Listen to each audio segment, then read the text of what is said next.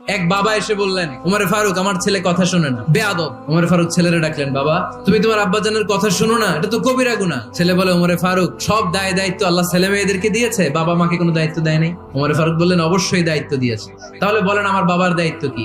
উনি বললেন, প্রাইমারিলি প্রথমত 3 দায়িত্ব। পৃথিবীর প্রতিটি বাবার উচিত ছেলেদের মেয়েদের জন্য ভালো মায়ের ব্যবস্থা করা। 2 নম্বরে সুন্দর তার একটা নাম রেখে দেয়া। 3 নাম্বার তার আল্লাহর কিতাব শিক্ষা দেওয়া। এবার ছেলেকে আমার আব্বা 3টার একটাও করে নাই। এবার ওমরে ফারুক রেগে গেলেন, বাবার কাঁধে ধরলেন। ছেলে বলে, আমিরুল মুমিনিন, আমার মা নর্তকী, আমার মা মাজুসি, আমার মায়ের মধ্যে কোনো আদব কাদব নাই, সুন্দরী দেখে আমার মারে বাবা বিয়ে করছে, আমার মায়ের কাছ থেকে জীবনে কিছু শিখি নাই। 2 নাম্বার সাম্মানি খানফাসা, আমার বাবা আমার নাম রেখেছে চামচিকা। ওয়ালাম ইউআল্লিমনি হারফাম মিন কিতাবিল্লাহ, আমিরুল মুমিনিন, শুধু তাই না, আল্লাহর কোরআনের একটা অক্ষর আমার বাবা কোনোদিন আমারে শিক্ষা দেয় না।